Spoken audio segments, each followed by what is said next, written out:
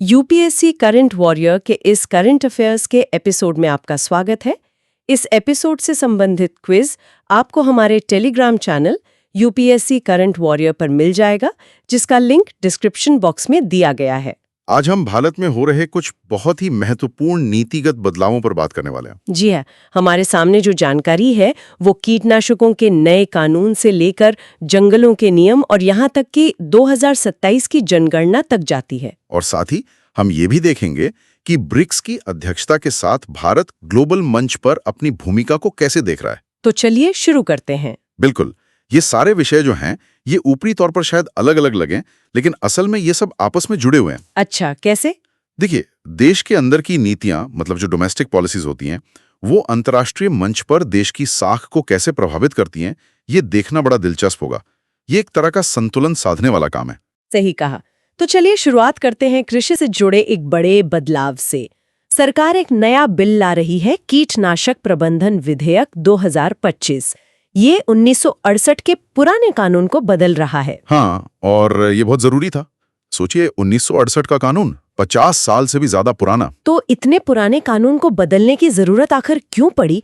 ऐसा क्या था जो अब काम नहीं कर रहा था? देखिए, इसमें जो दिलचस्प बात है वो ये है कि पुराना कानून आज के दौर की चुनौतियों के लिए मतलब बिल्कुल नाकाफी था। 1968 में टेक्नोलॉजी, खेती के तरीके, पर्यावरण को लेकर हमारी समझ सब कितना अलग था, है ना? हाँ, बात तो सही है। तो ये नया बिल सिर्फ कानून बदलना नहीं है, ये कीटनाशकों की पूरी लाइफ साइकिल को, मतलब उनके बनने से लेकर उनके निपटान तक पूरे सिस्टम को मॉडर्नाइज करने का एक प्रयास है। तो इसके मुख्य बिंदु क्या हैं? मैंने पढ़ा कि सब कुछ डिजिटल करने पर बहुत जोर है। हाँ, डिजिटलीकरण तो एक बड़ा हिस्सा है इसका। एक केंद्रीय कीटनाशक बोर्ड बनेगा, एक पंजीकरण समिति होगी और एक राष्ट्रीय कीटनाशक रजिस्टर की भी बात है, ताकि नकली उत्पादों की बिक्री रोकी जा सके। बिल्कुल, पारदर्शिता लाने के लिए ये सब जरूरी है। लेकिन इसमें एक प्रावधान है जिस पर थोड़ी बहस हो रही है। वो क्या है? वो है डीम्ड रजिस्ट्रेशन।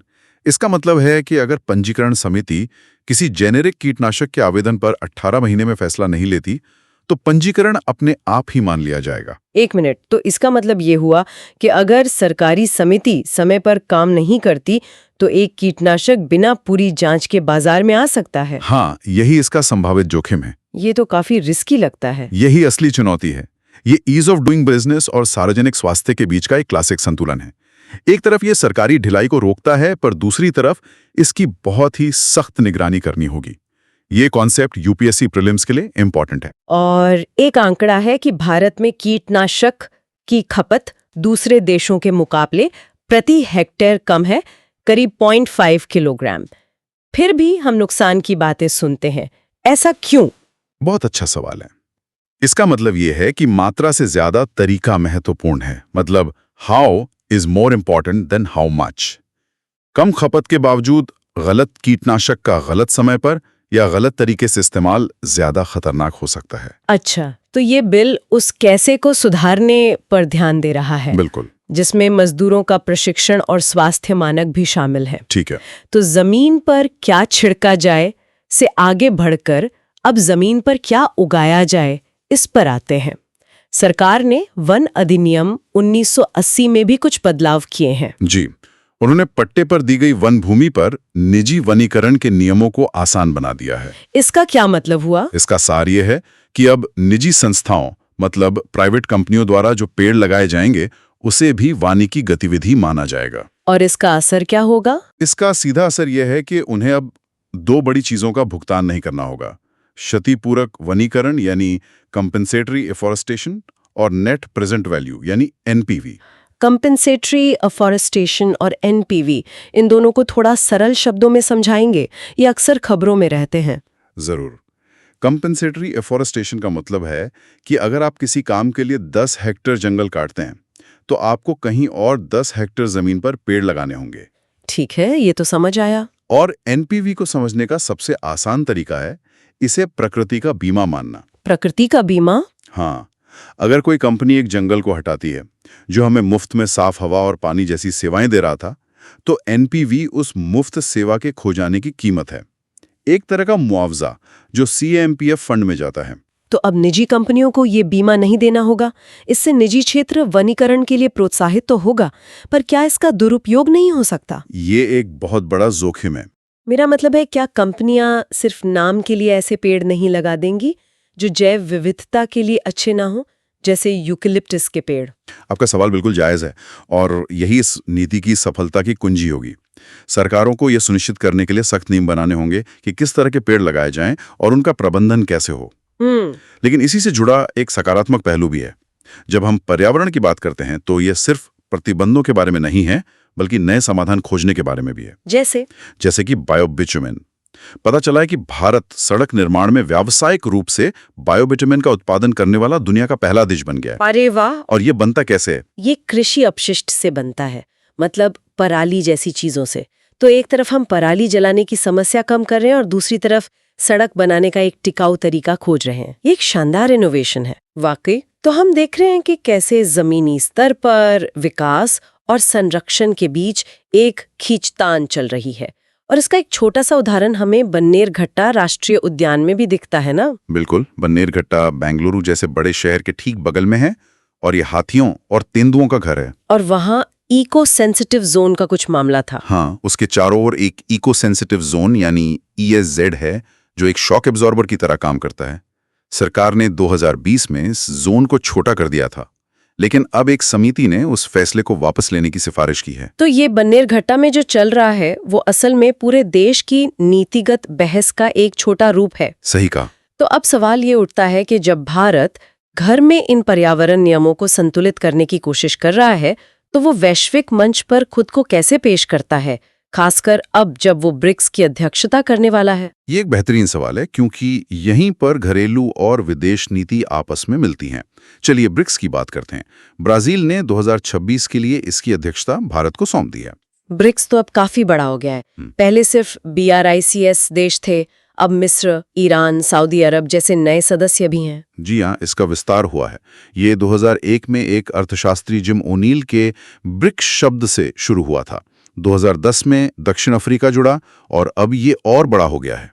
तो भारत की अध्यक्षता के मुख्य लक्ष्य क्या होंगे? भारत का जोर रणनीतिक स्वायत्तता यानी स्ट्रेटेजिक ऑटोनॉमी पर रहेगा। इसका मतलब है कि भारत न तो पूरी तरह से पश्चिमी गुट के साथ है और न ही चीनी गुट के साथ। वो अपने हितों के आधार पर स्वतंत्र फैसले लेना चाहता है। बिल्कुल। और ब्रिक्स, जो अब दुनिया की लगभग आधी आबादी और 40% वैश्विक GDP का प्रतिनिधित्व करता है, उसे ये मंच प्रदान करता है। ये UPSC प्रीलिम्स के लिए इंपॉर्टेंट है। यहाँ एक दिलचस्प विरोधाभास है। एक तरफ ब्रिक्स का विस्तार हो रहा है, वहीं दूसरी तरफ अमेरिका ने 66 अंतर्राष्ट्रीय संगठनों से हटने का निर्देश दिया है, जिनमें जलवायु परिवर्तन पर संयुक्त राष्ट्र की संस्था UNFCCC भी शामिल है। क्या इससे एक खालीपन पैदा हो रहा है जिसे भारत भरने की कोशिश कर रहा है? निश्चित रूप से ये एक अवसर पैदा करता है। जब एक बड़ी शक्ति मल्टीलैटरलिज्म से पीछे हटती है, तो भारत जैसी उभरती शक्तियों के लिए ग्लोबल साउथ का नेतृत्व करने की जगह बनती है। तो भारत इस अवसर का फायदा उठा रहा है? हाँ, लेकिन भारत सिर्फ ब्रिक्स पर ही दांव नहीं लगा रहा। उसी समय भारत EFTA यानी यूरोपियन फ्री ट्रेड एसोसिएशन के साथ भी व्यापार समझौते पर बातचीत कर रहा है। अच्छा, जिसमें स्विट्जरलैंड जैसे देश हैं। हाँ, और लिechtenstein भी।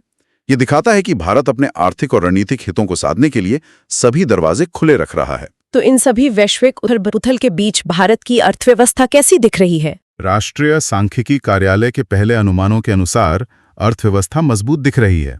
वित्त वर्ष 2025-26 में वास्तविक GDP के 7.4% की दर से बढ़ने का अनुमान है। ये तो अच्छी खबर है। हाँ, ये इन सभी घरेलू और वैश्विक रणनीतियों के लिए एक मजबूत आधार प्रदान करता है। ठीक है, तो हमने नीतियों और वैश्विक मंच की बात की। अब एक ऐसे विषय पर आते हैं जो इन दोनों को जोड़ता है, डेटा। और यहाँ बात हो रही है भारत की 16वीं जनगणना की, जो 2027 में होने वाली है। और ये कोई मामूली जनगणना नहीं होगी। ये भारत की पहली पूरी तरह से डिजिटल जनगणना होगी। डिजिटल मतलब सब कुछ ऑनलाइन? ज्यादातर, लेकिन इसकी सबसे बड़ी और सबसे ज्यादा बहस वाली खासियत कुछ और है। आप जाति गणना की बात कर रहे हैं? बिल्कुल। स्वतंत्र भारत में ये पहली बार होगा कि अनुसूचित जातियों और जनजातियों से परे सभी समुदायों के लिए राष्ट्रव्यापी जाति गणना शामिल होगी। आखिरी बार ऐसा 1931 में हुआ था। ये UPSC प्रीलिम्स के लिए इंपॉर्टेंट है। ये तो एक बहुत बड़ा सामाजिक और राजनीतिक कदम है। और इसके डिजिटल फीचर्स भी काफी उन्नत लग रहे हैं। हाँ, एक स्वगणना पोर्टल होगा जहां लोग खुद जानकारी भर सकेंगे। एक डैशबोर्ड होगा जिससे अधिकारी प्रगति को ट्रैक कर सकेंगे। और इसमें एक सर्विस के रूप में जनगणना यानी CAAS मॉडल भी है। ये सबसे क्रांतिकारी चीज हो सकती है। CAAS, इसका असल में क्या मतलब है? क्या इससे मंत्रालयों को कोई फायदा होगा? इसे ऐसे समझिए, मान लीजिए महिला और बाल विकास मंत्रालय ये जानना चाहता है कि कम वर्षा वाले जिलों में एकल माताओं की साक्षरता दर क्या है। ठीक है। CAAS के साथ वे ये डेटा लगभग तुरंत हासिल कर सकते हैं। ये एक स्थिर रिपोर्ट को नीति नियोजन के लिए एक डायनामिक, खोजे जा सकने वाले टूल में बदल देता है। ये तो जबरदस्त है। यानी सरकार के पास नीतियां बनाने के लिए पहले से कहीं ज्यादा सटीक और विस्तृत जानकारी होगी। हाँ, और यहीं से आज की हमारी सारी बातें जुड़ जाती हैं। कैसे? चाहे वो कीटनाशकों का रजिस्टर हो, वनों का प्रबंधन हो या हर नागरिक की सामाजिक आर्थिक जानकारी हो, भारत एक विशाल डेटा इकोसिस्टम बना रहा है। तो आज की चर्चा का सार ये है कि भारत एक साथ दो मोर्चों पर काम कर रहा है।